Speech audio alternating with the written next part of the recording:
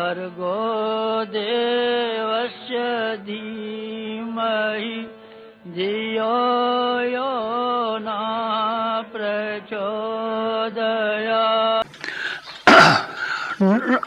9 दिन के साधना शिविर में इच्छा तो आपकी थी, आवेदन पत्र तो आपने भेजा था, स्वीकृति केवल हमने भेजी थी। आपका ख्याल है कि आप अपनी इच्छा से यहाँ आए, आपका ख्याल है कि हम यहाँ 9 दिन का गायत्री अनुष्ठान करेंगे तो ऐसी पुनीत भूमि में हमको ज़्यादा सफलता मिलेगी, हमारे व्यक्तित्व के विकास में मदद मिलेगी, हमारा भविष्य उज्जवल बनेगा, हमारे अंदर जो शक्तियाँ और सिद्धियाँ कम हैं वो हमको मिलेंगी। शायद आपकी ये इच्छा नहीं होगी और इसी ख्याल से आए होंगे, लेकिन सही बात ये नहीं है। सही बात ये है कि हमने यहाँ से आपको निमंत्रण भेजा है, निमंत्रण ही नहीं भेजा है सूक्ष्म रूप से, बल्कि आपको प्रोत्साहित भी किया है। प्रोत्साहित भी नहीं किया है, आपकी परिस्थितियों को भी इस लायक बनाया है कि काम धंधे के से अपना छुट्टी निकाल सकें।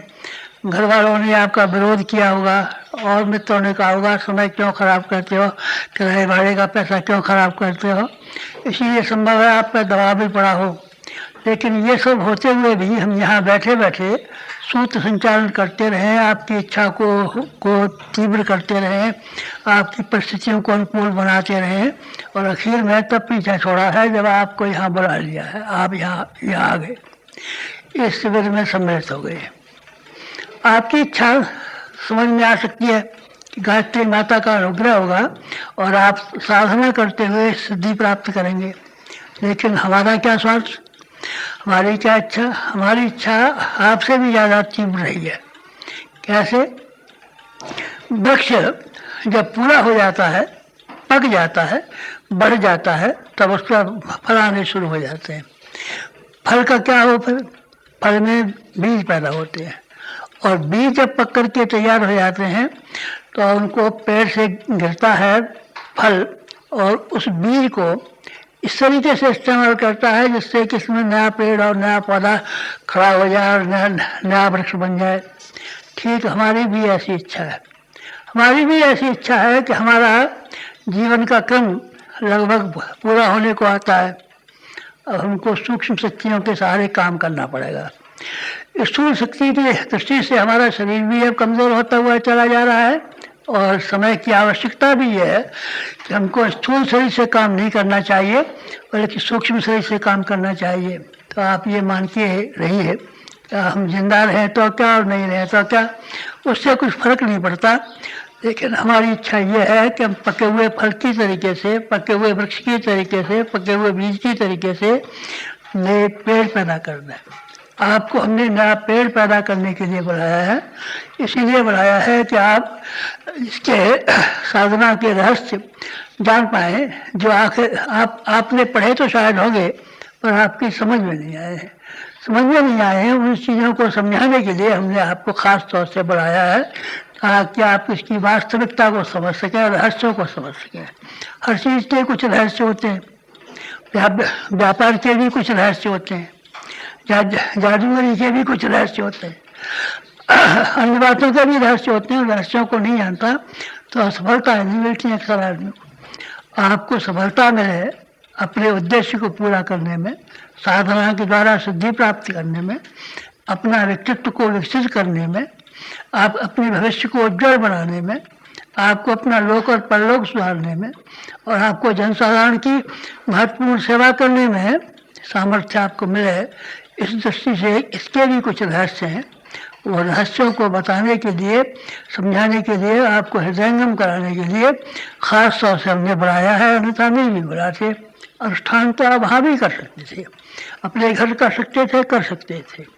और जो चीज़ें हम बताने वाले हैं वो पहले खंडोत में बता भी चुके हैं, हमारी पुस्तकों में भी लिखी है और आपने शायद सुनी भी होंगी। लेकिन वो आपने आँखों से पढ़ी है, कानों से सुनी है, और इस कान से लेकर के उस कान निकाल दी है। अब हमारी इच्छा ये है कि आपके हृदय के भीतरी कोने तक इस बात को हम बिठा दें अच्छी तरीके से कि साधना से सिद्धि किस तरीके से प्राप्त होती है। और वो सिद्धि जो कि हमको मिली, हमने अपना जीवन को सफल बना लिया है, सार्थक बना लिया है। हमारी शक्ति सामान्य नहीं रही है, असामान्य हो गई है। आपने इसी वर्ष देखा हुआ 100 कुंड के 1000 यज्ञ करने का हमने संकल्प किया है। उसमें से 400-500 के करीब तो इस साल में ही भी पूरे होने को जाते हैं। उनकी इतनी बड़ी सफलता मिली है कि आपको जान करके अचंभा होगा। यहाँ जहाँ कहीं भी आयोजन हुए हैं वहाँ लाखों की संख्या में जनता उपस्थित हुई है। न केवल उपस्थित हुई है बल्कि भाव विभोर होकर के गई है। न केवल भाव विभोर होकर के गई है बल्कि अपनी क्रिया में भी उस चीज़ को परिणत करना शुरू कर दिया है।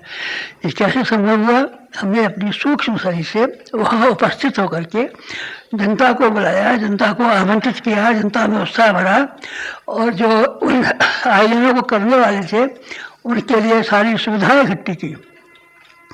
स्थूल शरीर से नहीं, उनको पैसे की कहीं कमी नहीं पड़ी, व्यवस्था में कोई गड़बड़ नहीं हुई, वहाँ के प्रभाव में कहीं कमी नहीं आई। इतने शानदार आयोजन शायद हिंदुस्तान में कहीं भी कभी नहीं हुआ हो।